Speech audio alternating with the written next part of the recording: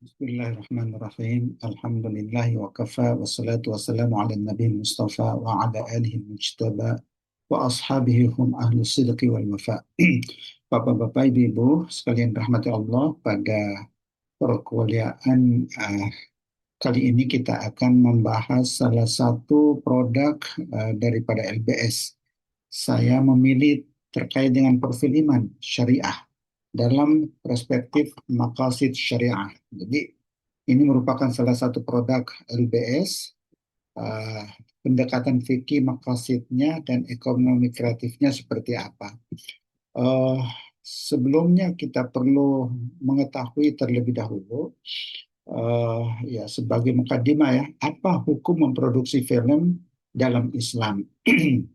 Jangankan film yang bergerak ya, foto aja kadang sebahagian umat Islam mengharamkan karena ada hadis Nabi Shallallahu Alaihi Wasallam yang menyatakan hal itu.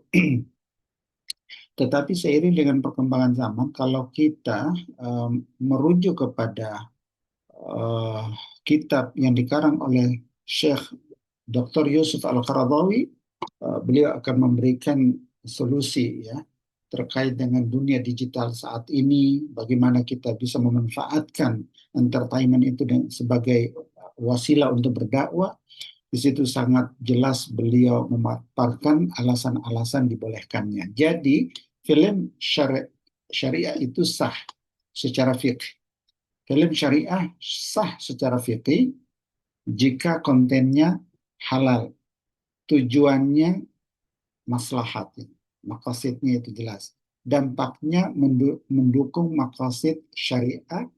Dalam LBS, perfilman syariah itu adalah dia masuk ke dalam kategori instrumen dakwah, pendidikan, bisnis halal, dan pembangunan peradaban. Ini sebagai prolog. Lalu kemudian kita coba uraikan sedikit terkait dengan pengertian daripada perfilman yang dimaksud dengan uh, perfilman syariah ini. Hiburan ya, kita masukkan dalam kategori hiburan yang dalam bahasa Arabnya itu disebut dengan at-tarwih. Jadi hiburan itu adalah at-tarwih, merupakan aktivitas yang memberikan kesenangan dan ketenangan jiwa tanpa melanggar batas syar'i, dan tidak melalaikan kewajiban agama. Itu pengertian hiburan atau at-tarwih dalam Islam. Dan para ulama menyatakan bahwa hiburan termasuk bagian dari hajiyat. Jadi kan ada tiga komponen utama dalam fikih itu. Daruriyat, kemudian tahsiniyat, dan hajiyat ya. Hajiyat dan tahsiniyat. Nah, perfilman ini atau hiburan ini masuk dalam kategori hajiyat, kebutuhan sekunder dalam maqasid syariah. Fungsinya apa? Untuk menjaga keseimbangan jiwa dan fisik manusia. Nanti bisa di refer ke kitab Dr. Yusuf Al-Qaradawi, dalam kitab beliau yang sudah diterjemahkan dalam bahasa Indonesia, Al-Halal wal Haram fil Islam. Di situ dijelaskan dengan cukup gamblang. Nah, pengertian film syariah itu seperti apa? Film syariah adalah karya audiovisual yang diproduksi melalui akad bisnis yang halal. Itu sudah harus seperti itu tupoksinya. Mengandung konten sesuai nilai akidah, syariah, dan akhlak. Tujuannya, orientasinya untuk mengedukasi. Ada nilai moralnya dan maslahat yang dicapai, dan kemudian bebas dari unsur pornografi, normalisasi maksiat, jangan sampai ada kekerasan destruktif, dan pelecehan agama.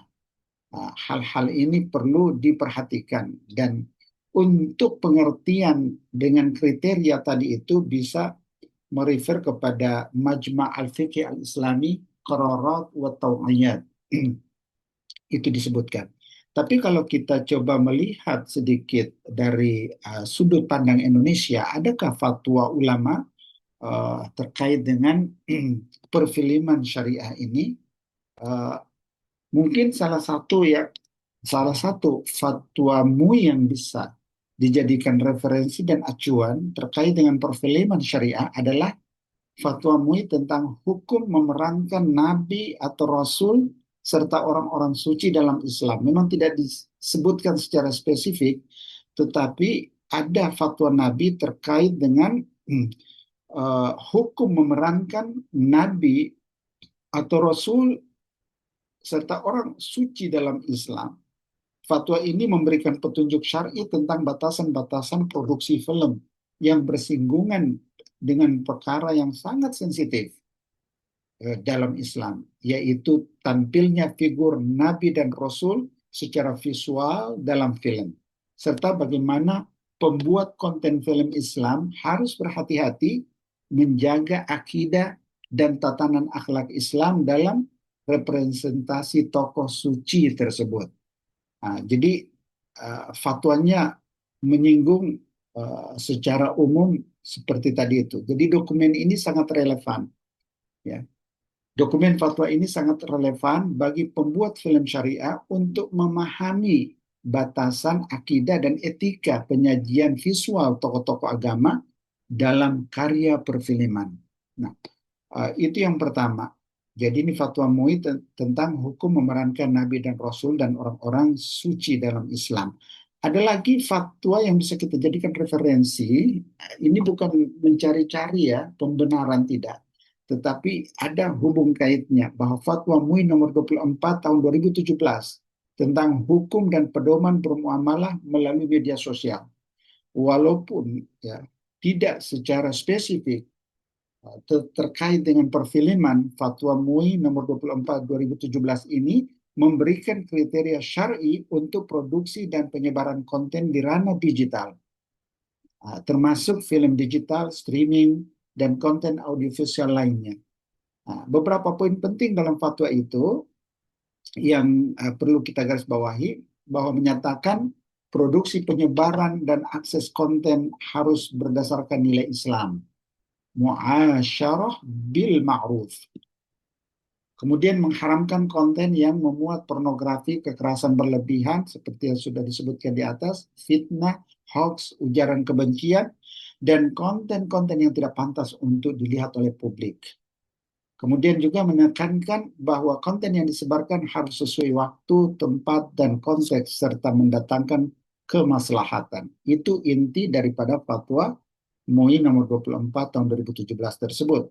Nah, fatwa ini menjadi landasan umum dalam menilai konten film dan media digital sesuai syariah karena terkait nilai-nilai etika komunikasi, muamalah, konten, dan moral publik.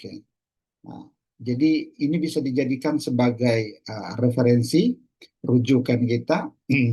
Mungkin Bapak-Bapak bisa lihat kurang lebih kesimpulannya seperti ini, fatwa yang bisa dijadikan referensi. Fatwa MUI nomor 24 tahun 2017, fatwa DSMI nomor 1 tahun 2005 terkait dengan hak kekayaan intelektual. Hak kekayaan intelektual. Ini bisa dijadikan referensi. Nah, kenapa ini penting, Bapak-Bapak Ibu sekalian rahmati Allah? Ia menjadi penting karena memberikan kerangka hukum syar'i dalam produksi dan representasi film yang islamik. Kemudian juga menjadi pedoman dalam membuat film yang etis, halal, dan bermakna. Dan terakhir dapat dijadikan dasar akademik dalam penelitian RPS, kuliah hingga SOP bisnis dalam lembaga bisnis syariah. Tayyib, apa urgensi perfilman atau tarfih ini dalam Islam? Urgensinya seperti apa? Di sini saya coba memberikan highlights terkait dengan urgensi hiburan. Ya, karena secara umum perfilman ini dikategorikan sebagai hiburan. Dan film syariah dapat dijadikan dapat kita jelaskan pada kesempatan ini melalui beberapa dimensi. Pertama, dimensi psikologi. Dimensi psikologi. Seperti apa dimensi psikologi ini? Islam mengakui kebutuhan hiburan sebagai penyeimbang ibadah dan aktivitas hidup. Itu tidak bisa dipungkiri. Nabi Shallallahu Alaihi Wasallam mengatakan kepada Abu Dzar kalau tidak salah, sa'atan fasa'an.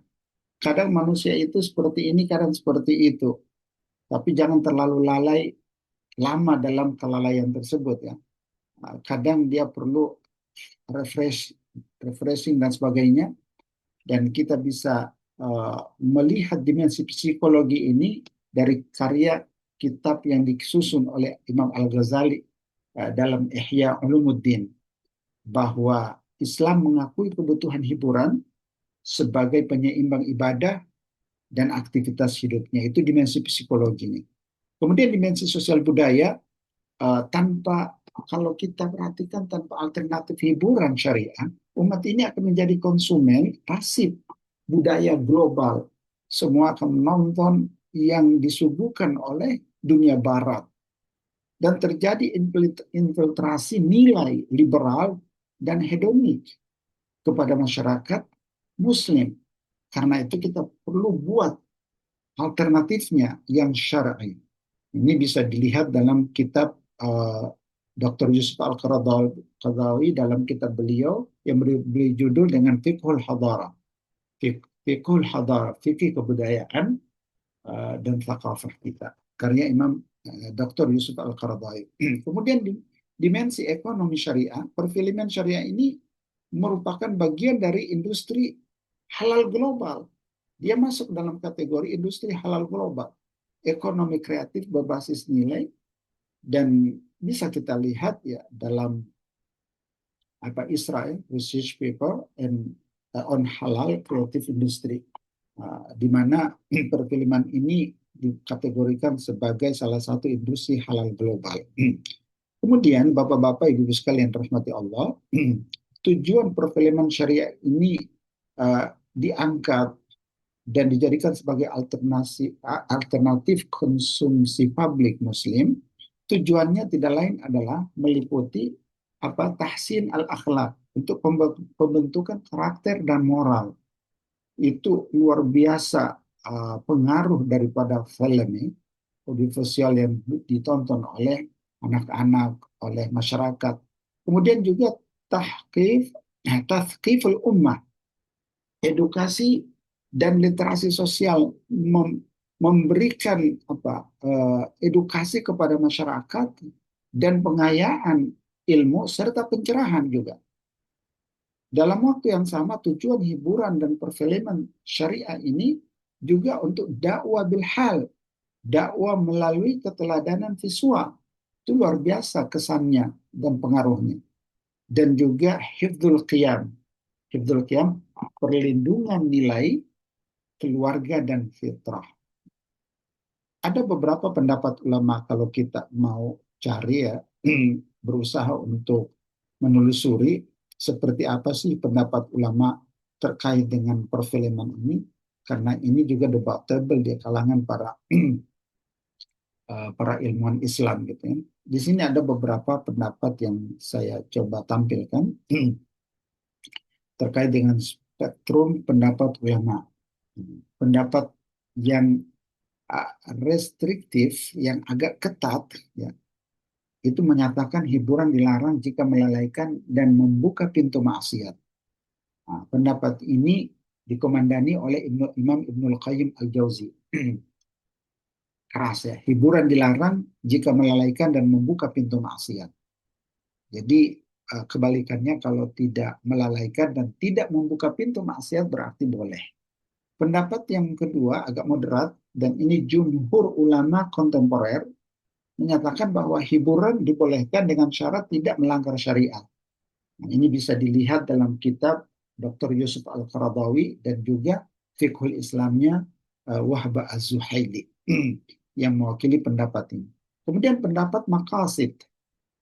Pendapat maqasid ini menjadi media bersifat netral katanya. Hukum bergantung pada tujuan dan dampaknya. Pendapat yang kuat seperti apa? Ya, setelah ditarjih pendapat moderat, maqasidi adalah yang paling kuat.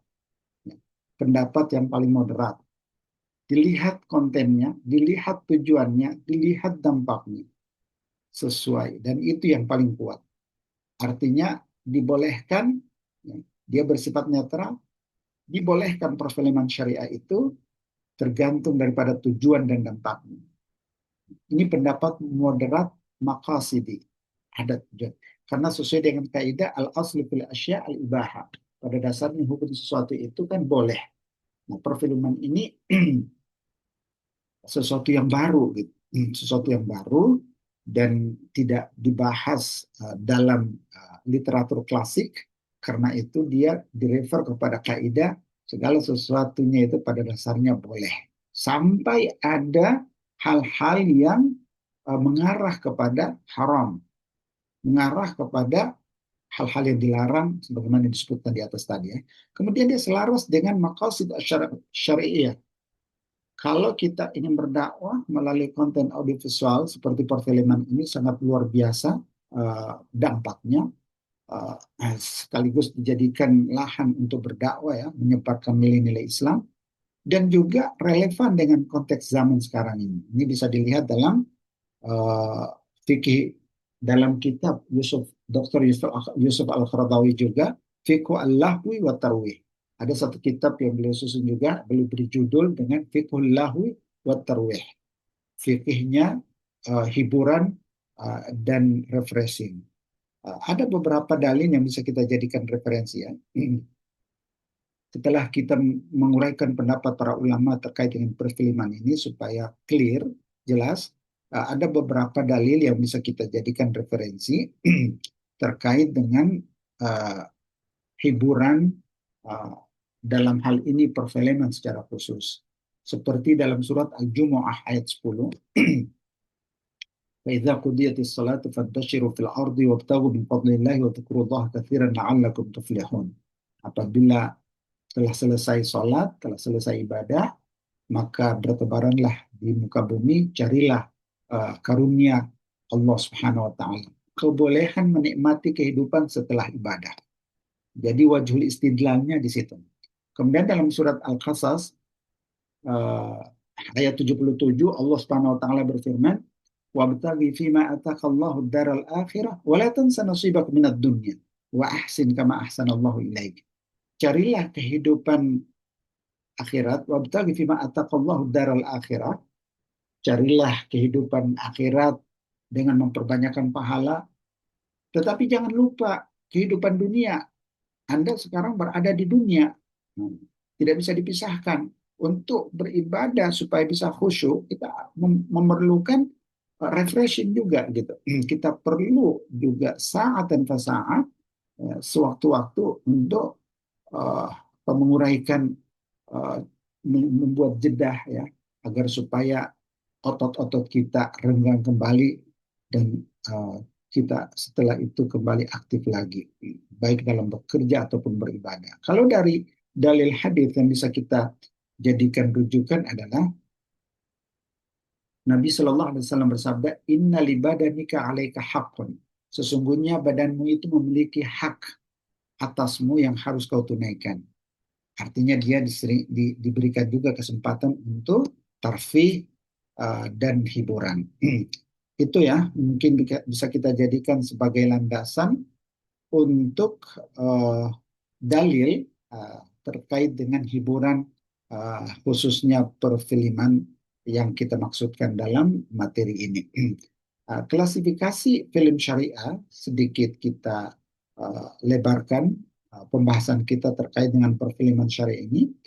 Ada beberapa jenis yang dibolehkan, antara lain tentunya film edukasi dan keluarga, film sejarah dan biografi tokoh muslim, film sosial humanis, animasi anak islami, Rara, Upin Ipin bolehlah. Fiksi bermoral tanpa khurafat dan maksiat, tidak ada khurafat dan maksiat. Maka boleh memproduksi film yang seperti ini. Nah, kita bisa merujuk kepada Majma' Al-Fiqh Al-Islami ya, atau kitab yang ditulis oleh Wahbah Zuhaili, Fiqhul Islam wa Adillatuhu, terkait dengan jenis perfilman yang dibolehkan di dalam Islam. Kemudian ada beberapa sejarah yang bisa kita jadikan referensi terkait dengan film syariah dalam Islam. Misalnya untuk zaman dahulu, zaman klasik, itu tidak ada film. Karena tidak ada syuting, tidak ada rekaman, ya, tidak ada audiovisual dan seterusnya. Tapi yang ada itu apa? Puisi, syair, kisah hikmah sebagai media dakwah. Nah, ini dikategorikan sebagai hiburan dalam waktu yang sama mencerahkan. Tapi di era modern, kemudian muncul, terutama di zaman kita dulu, bapak-bapak yang sudah berusia 40-50 tahun, ada drama, radio, teater Islami, nah, itu sudah mulai uh, tampil. Ya. Kemudian di era kontemporer sekarang ini, barulah muncul perfilman, serial, streaming Islami, lahirlah kemudian Islamic Creative Industry, dan ini bisa kita lihat dalam kitab Dr. Yusuf Al-Qaradawi, Al-Islam wal Fan, Islam dan Seni. Ini luar biasa ini Dr. Yusuf Al-Qaradawi. Banyak sekali kitab yang beliau susun dan sangat kontemporer yang bisa kita jadikan sebagai bahan acuan dan rujukan kita. Bapak-bapak, ibu-ibu sekalian rahmati Allah, ini ya sejarah terkait dengan perfilman. Kemudian dalam perjalanan waktu yang sempat kita tonton ada film terkait dengan apa Muhammad the Last Prophet, ada The Message ya, Ertugrul dan Omar Utsman, cikal bakal berdirinya Khilafah Turki Utsmani. Contoh film yang seperti ini masuk dalam kategori Hifdzuddin, masuk dalam kategori maqasid syariah yang Hifdzuddin. Kemudian ada lagi konten film Hifdzu an-Nafs, masuk kategori dalam Hifdzun Nafs. Kalau tadi itu menjaga agama, ya, contoh film yang menjaga agama Muhammad the Last Prophet dan Ertugrul, Omar, kemudian Utsmani, The Message. Tapi ada film yang Hifdzun Nafs, yang kategori maqasidnya itu adalah menjaga jiwa, seperti Lion of the Desert, Bilal, 212 The Power of Love. Ini bagi bapak-bapak, ibu-ibu yang pernah menonton film ini, mungkin bisa merasakan bagaimana aura daripada film tersebut yang langsung ditonton. Kemudian juga ada contoh film masuk kategori hifdzul akal, menjaga akal, seperti film Sang Pencerah, Negeri Lima Menara, Mesir ya, Haji Backpacker. Ini semua masuk dalam kategori hifdzul akal. Dan juga film yang masuk kategori hifdzu an-nasl seperti ayat-ayat cinta sahabat kami yang membuat ini ketika berada di Mesir, dan juga ketika cinta bertasbih, Musa, dan seterusnya. Ini adalah contoh-contoh film yang hidupkan sekaligus menjadi media dakwah, dan dia mendatangkan insentif, mendatangkan nilai dalam materi. Dari segi bisnis, dia bisa mendatangkan materi bagi yang memproduksi film-film Islami tersebut. Di samping dia berdakwah, di samping menyebarkan Islam, nilai-nilai Islam juga menghasilkan duit. Dan relevansinya untuk lembaga bisnis syariah, produknya ini adalah halal bernilai dakwah. Perfilman itu atau hiburan yang jenisnya perfilman itu produknya halal bernilai dakwah. Sumber profitnya etis ya. Kemudian pembangunan peradaban Islam terjaga. Nah, sebagai closing, film adalah media netral, bapak-bapak ibu sekalian rahmati Allah, karena itu berlaku kaidah fikih al-aslu fil asya'i al-ibahah. Boleh, dan nilai ditentukan tujuan dan dampaknya. Nah, perfilman syariah mendukung maqasid syariah.